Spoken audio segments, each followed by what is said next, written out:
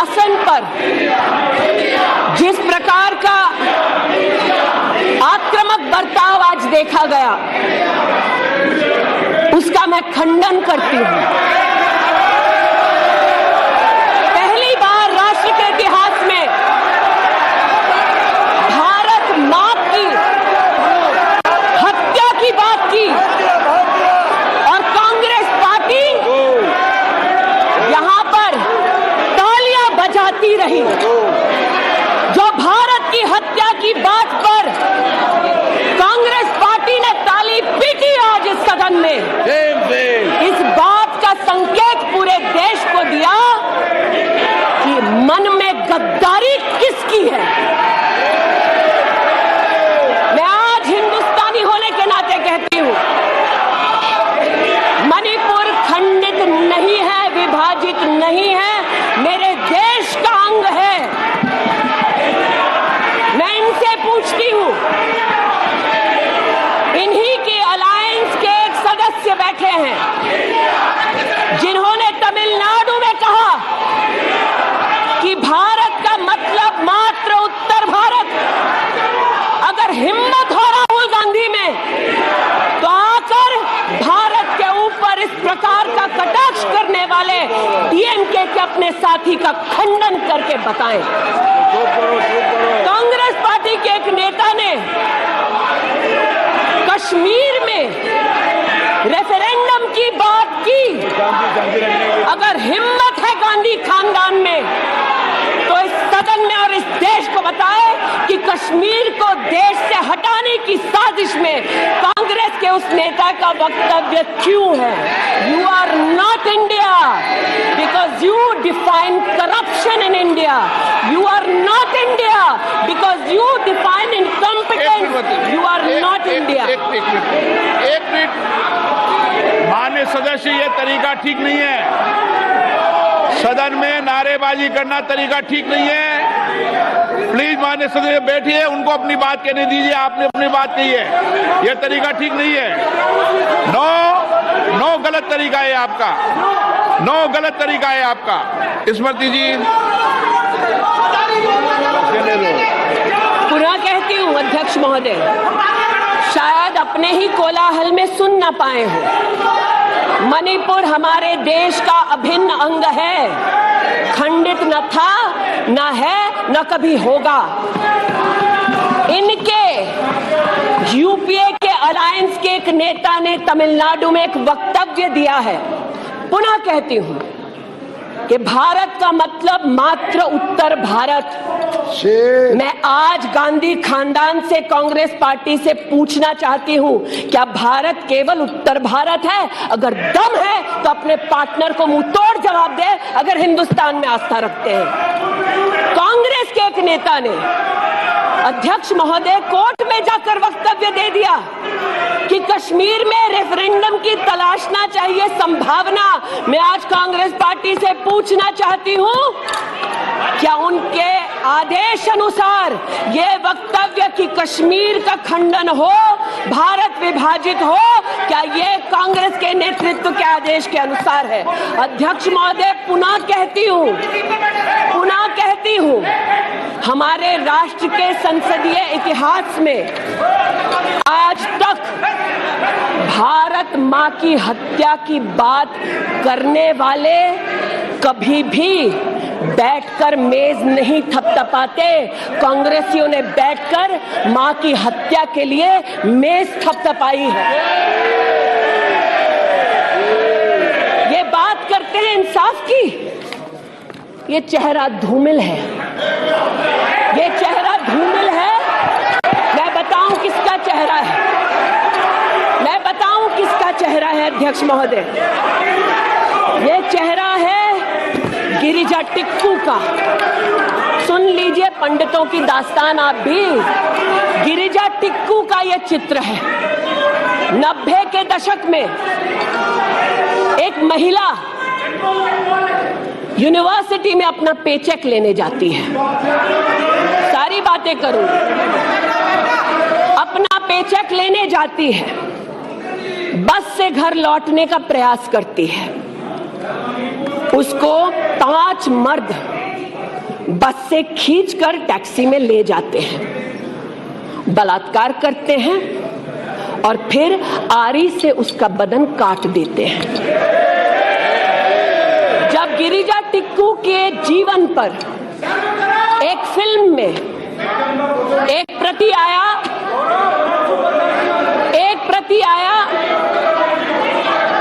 मैं आज कहना चाहती हूं कि कांग्रेस के कुछ प्रवक्ताओं ने उसको प्रोपेगेंडा कहा। सरला भट्ट, आप नहीं चाहते कश्मीरी पंडितों की दास्तान कहीं सुनाई जाए, आप नहीं चाहते वो आइडेंटिफाई हो एज विक्टिम्स। सरला भट्ट मेडिकल स्टाफ थी। 90 के दशक में उसको उसके इंस्टीट्यूट से अगवा करके गैंग रेप किया गया और सड़क के किनारे रखा गया। आज मैं पूछना चाहती हूं कि एक तरफ इनकी अलायंस के लोग हिंदुस्तान को विभाजित करने की बात करते हैं, ये आज अपने आप को इंसाफ के पुजारी बताते हैं, लेकिन मुझे बताइए गिरिजा टिक्कू, सरला भट्ट को कब इंसाफ मिलेगा? हर गली, हर मोहल्ले में एक स्लोगन गूंजता था पंडितों के बीच, रलियू सलियू गलियू। पुनः कहती हूं, रलियू सलियू गलियू। आप चिल्लाना बंद करें, समझे पहले, रलियू सलियू गलियू। या तो अपना धर्म बदलो या कश्मीर छोड़ो या यहीं मरो। उनकी आवाज भारत की आवाज नहीं है, उनकी आवाज को आपने कभी नहीं सुना। मैं आज कहती हूं, इन्होंने कहा अश्रु बहाए, भ्रमण किया 84 के दौरान में। मुझ जैसे कई लोग देश की राजधानी में थे और किसी का वक्तव्य ना सुने। अध्यक्ष जी, एक पत्रकार है प्रणय गुप्ता, उन्होंने लिखा कि सिख बच्चों को कैस्ट्रेट करके उनके अंगों को उनकी मां के मुंह में ठूसा गया।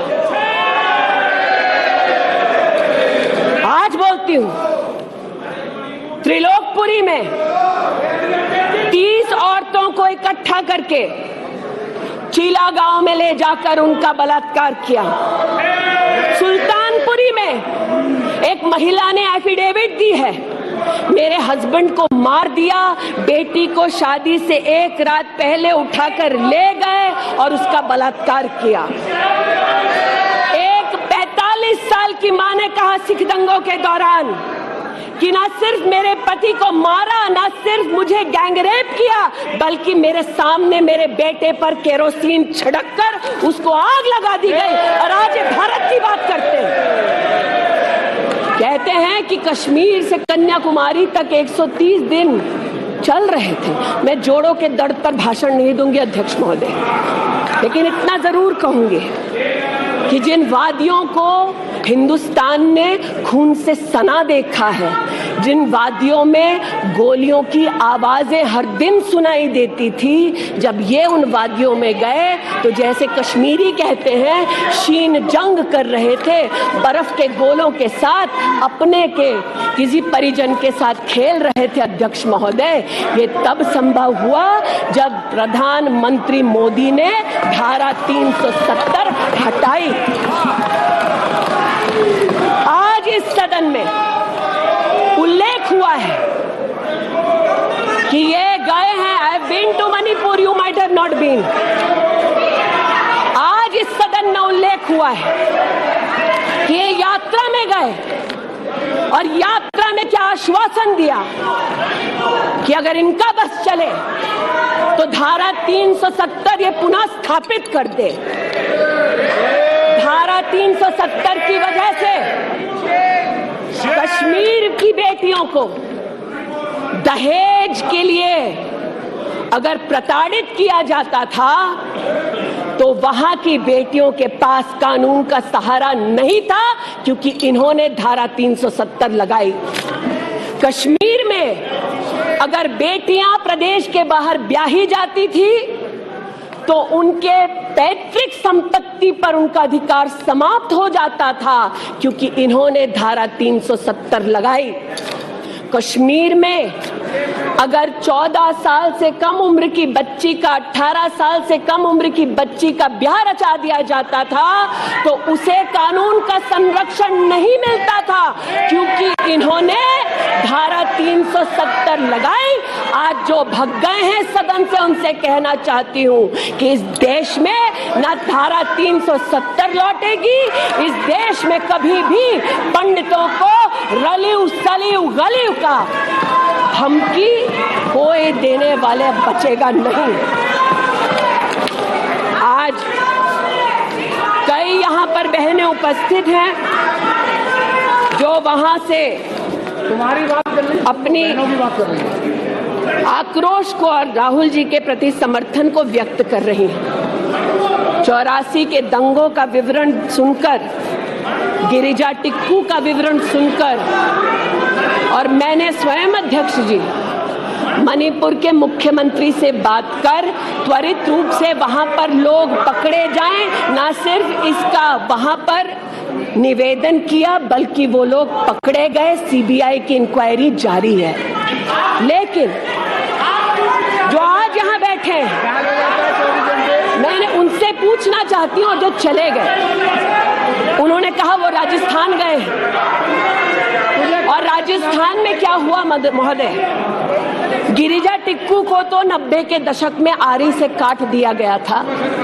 भीलवाड़ा में 14 साल की लड़की के साथ सामूहिक बलात्कार होता है।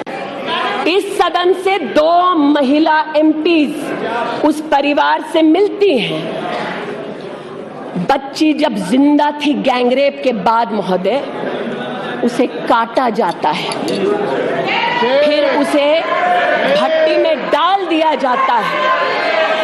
ये इन महिला सांसदों का वक्तव्य है कि जिस बच्ची को 14 साल की उम्र में जब जीवित थी गैंगरेप के बाद भीलवाड़ा राजस्थान में काटा गया, जलाने के लिए फेंका गया, उसका मात्र एक हाथ भट्टी के बाहर छूट गया था। मैं आज पूछना चाहती हूं अध्यक्ष महोदय, ये आज जो जोर जोर से चिल्ला रहे हैं, न्याय की गुहार इन्होंने तब नहीं लगाई जब 60 साल की एक महिला का पश्चिम बंगाल में उसकी नाती के सामने गैंगरेप हुआ।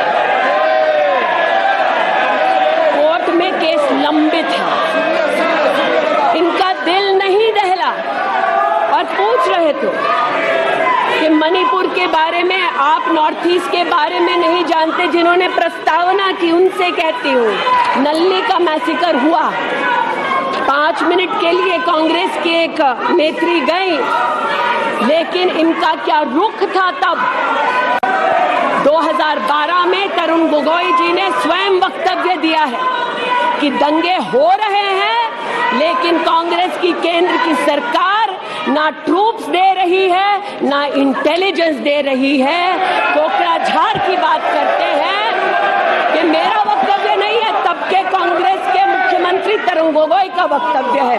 कोकराझार में हिंसा होती है, धुबरी में 3-3 महीने कर्फ्यू रहता है। आज महोदय जो लोकतंत्र की दुहाई दे चुके हैं, हम बार बार इस सदन में बार बार इमरजेंसी की गाथा को याद करते हैं। इस सदन में हम लोग बार बार उन नेताओं को, उन सामाजिक संस्थाओं को, उन मीडिया के बंधुओं को, उनकी प्रिंटिंग प्रेस कैसे जबरन बंद कर गई, उसको, इस पर विस्तृत चर्चा होती है। लेकिन इमरजेंसी के कालखंड में साधारण महिला का इन्होंने, कांग्रेस पार्टी ने क्या हश्र किया। स्नेहलता रेड्डी की आज बात करना जरूरी है। बेंगलुरु की जेल में बंद किया गया, और इसलिए बंद किया गया क्योंकि वो सोशलिस्ट थी, भाजपा ही नहीं थी, सोशलिस्ट थी। और जब बंद किया 2 मई 1900 1976 को, तब उन्होंने अपनी प्रिजनर्स डायरी में लिखा, और मैं कोट कर रही हूं, जो पब्लिकली अवेलेबल है। As a woman comes in, she is stripped naked in front of everyone else. When a human being is sentenced, is the punishment not enough? Must the human body be degraded and humiliated? ये स्नेहलता रेड्डी के शब्द है, जो उन्होंने emergency के कालखंड में jail में लिखे, अपनी अचीवमेंट्स को बताते हुए। जून 6, 1974 में स्नेहलता रेड्डी लिखती है that at least I have achieved something here. I have stopped the horrible beatings the women prisoners used to get. ये कांग्रेस का इतिहास है, और ये भारत की बात करते हैं। अस्थमा की पेशेंट थी ये महिला, जेपीजी को तो डायलिसिस ना करने दिया, अस्थमा की इस पेशेंट को दवा नहीं लेने दी। वो 2 बार एस्थमेटिक कोमा में गई, और एस्थमेटिक कोमा में जाते जाते जब उनकी हालत बिगड़ी तो पैरोल पर उनको 15 जनवरी 77 में छोड़ा। चार्जशीट में इस औरत का नाम नहीं था, और 5 दिन बाद उनका देहांत हो गया। इनका इतिहास खून से सना है, और जिनकी हत्या हुई आज वो इनको कटघरे में नहीं ला सकते, इसलिए आज इस सदन में मैं उनका नाम ले रही हूं, उनके बारे में बोल रही हूं। चाहते हैं कि मणिपुर पे चर्चा हो, मणिपुर पे चर्चा करने के लिए बार बार पार्लियामेंट्री अफेयर्स मंत्री ने गुहार लगाई, बार बार देश के गृह मंत्री ने कहा, हमारे श्रद्धेय राजनाथ जी ने भी कहा कि आप मणिपुर पे सदन पर चर्चा कीजिए, हम चर्चा के लिए तैयार हैं, भागे ये हम नहीं, भागे ये और हम नहीं। और भागने के पीछे कारण क्या? क्योंकि गृह मंत्री जब बोलने लगेंगे, परतें जब खुलने लगेंगी, तब ये मौन साध लेंगे। मौन मुद्रा का उल्लेख हुआ था, मौन थे ये लोग कई चीजों पर, और आज भी हैं। अध्यक्ष महोदय, मेरे हाथ में केपीएमजी की एक रिपोर्ट है जो इनके कार्यकाल से संबंधित है, जो कहता है कि करप्शन की वजह से यूपीए की कार्यकाल में हमारे देश की जीडीपी की ग्रोथ को 9% का नेगेटिव इम्पैक्ट होगा। ये अंतर्राष्ट्रीय एजेंसीज बोल रही थी, लेकिन ये चुप थे, आज भी चुप हैं। जो लोग जीरो लॉस थियरी सिखाते थे, आज उसी कांग्रेस के एक नेता को कोयला घोटाले के लिए सजा हुई है। மக்களவையில் இன்று ராகுல் காந்தி ஆற்றிய உரைக்கு தற்போது ஸ்மிருதி இரானி தெரிவித்து வரும் பதில்களை தான் நேரலையில் பார்த்துக் கொண்டிருக்கிறோம். தொடர்ந்து பார்க்கலாம்.